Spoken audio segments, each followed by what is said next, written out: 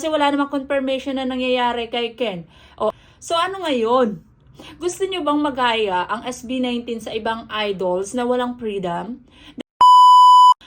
Eto na naman tayo, 18, sa nangyayari tungkol kay Ken, sa mga Kinemberlut, alam nyo na yon na sinasabi na meron na daw siyang jowa, at nakita ko nga yung girl, kasi nga ang daming nag-post about doon. So, naiirita ako sa mga ilan, sa mga nasa lugar, kung paano sila mag-handle ng kanilang emotion pagdating sa ganyan issue. Like for example, hello?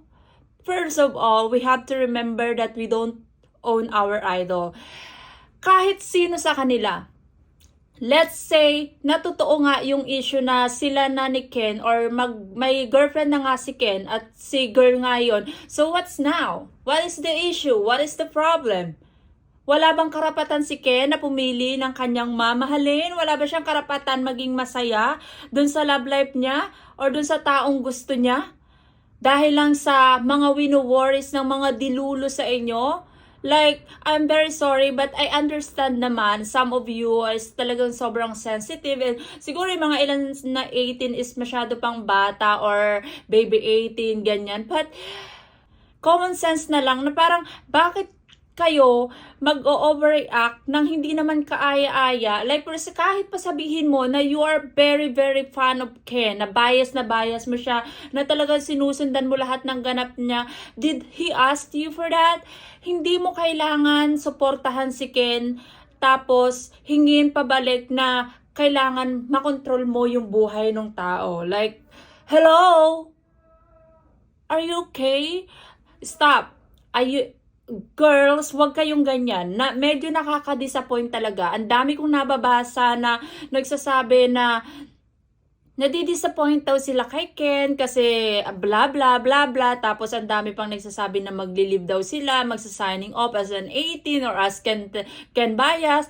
Meron din na nagsasabi na hindi na daw mag-ship ng na Kentel, tapos meron pang nagsasabi na kaya daw si Estelle is malungkot dahil sa gano'n nung nalaman na. Saan ang gagaling yun? Naluloka ako sa inyo.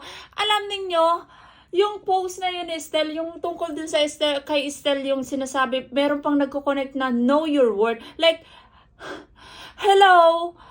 Magka-grupo yung laging magkakasama. Sa tingin ninyo, mag-aanuhan yung dalawa na magpaparinigan yung dalawa na ganon, magpaparinig si Estelle ka number.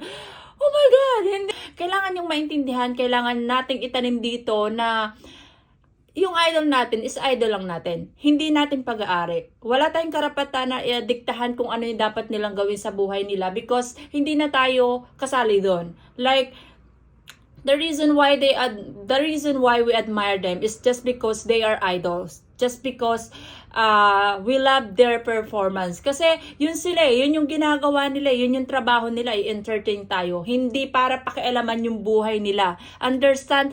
Ako bias ko si Pablo, and you know what exactly yung personal life ni Pablo. Alam kong marami sa inyo niyan. And me personally, I really want to see Pablo being happy with someone else na may mag-aalaga sa kanya, na alam niyo yun. Kasi every one of them I deserve. Kahit pa si Justin, kahit pa si Stell, kahit pa si Josh, makita natin na mayroong mga kasama dyan sa labas.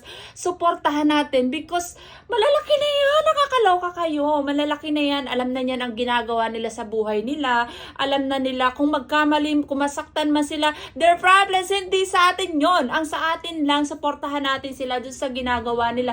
Hindi doon sa personal buhay nila o relationship na kung kanino man. Understand? Use SB19 as your inspiration for all the good things. For example, meron kayong pangarap na pinupursue and then nahihirapan kayo. Just look what their humble beginnings. Paano ba sila nagsimula? Ganun nyo dapat ginagamit yung SB19 sa mga magagandang bagay. Hindi yun sa para kung nabuang man kayo. Oy! Nakakaloka kayo. So, ganun. Tapos kung paano sila ka-down to earth kahit na anong taas nila ngayon, hindi nila pinapalaki yung ulo nila, hindi sila nang mamata ng tao. Dapat ganun kayo. Hindi para kontrolin yung buhay nila. Guys, remember, and we have to accept na kahit anong mangyari, hindi naman magiging kayo niyan. Nakakaloka kayo. Okay lang magdilulo kayo, mag-fantasy, pero please know your limit, guys. Know your limit. Alam niyo, I'm sorry to say this, but kailangan niyo talagang gumising sa kahibangan ninyo na magiging kayo na nilakin na, ang sakit. Naintindihan ko yung sakit, pero please, umayos kayo, huwag kayo magkalat sa sok. Talaga sinasabay nyo pa sa upcoming concert ng SB19, nakakaloka kayo. Ang dami ko nababasa na ang mga negative si girl daw, bakit hindi prinotektahan si sa tingin nyo ba si girl, kung totoo man yun, magla-launch yun ng kinemberlut ng kanilang relationship kung walang approval ni Ken? Sa tingin nyo ba, kung halimbawang hindi totoo yun, kasi wala namang confirmation na nangyayari kay Ken, o ano nang lagay ng mga nabibitawan ninyong salita? And let's say na lang na totoo yun, o sige na, sabihin na natin na totoo yun. So ano ngayon? Gusto nyo bang magaya ang SB19 sa ibang idols na walang freedom? The reason why, alam nyo ba kung bakit maraming idols na parang sobrang stress at saka nadidepress? It's because wala silang freedom. Wala silang kalayaan na gawin yung mga bagay na nagpapasaya sa kanila because hawak-hawak sila ng fans nila dahil sa trabaho nila. And please, wag nyong iparana sa SB19 yan. Like, kaya nga sila nagsarili, di ba? Nagsarili ng company kasi they wanna put the standard of their industry na parang sabi na kailangan hindi masyadong nasusuffocate yung artist when it comes to personal lives nila. My God! Alam nyo ba na sa ibang bansa kung bakit ang daming mga idols na mas pinipili nilang do yung kanilang mga buhay kasi nga sobrang stress nila at alam nyo na yun, please, wag nyong iparanas at panaramdam yan sa SB19. Hindi nakakatuwa. Please support them sa mga buhay nila, sa mga personal decision nila. At saka kahit gaano man kataas yung level ng pagiging fans ninyo sa SB19, always prioritize your own lives. Okay? Unahin niyo yung mga sarili ninyong buhay. For example, pag may mga priority kayo, wag ninyong ipilit yung hindi nyo pa kaya. Wag ninyong hayaan na napapabayaan niyo yung sarili ninyo, yung mental health ninyo just because you are a fan of, you're being addicted to SB19.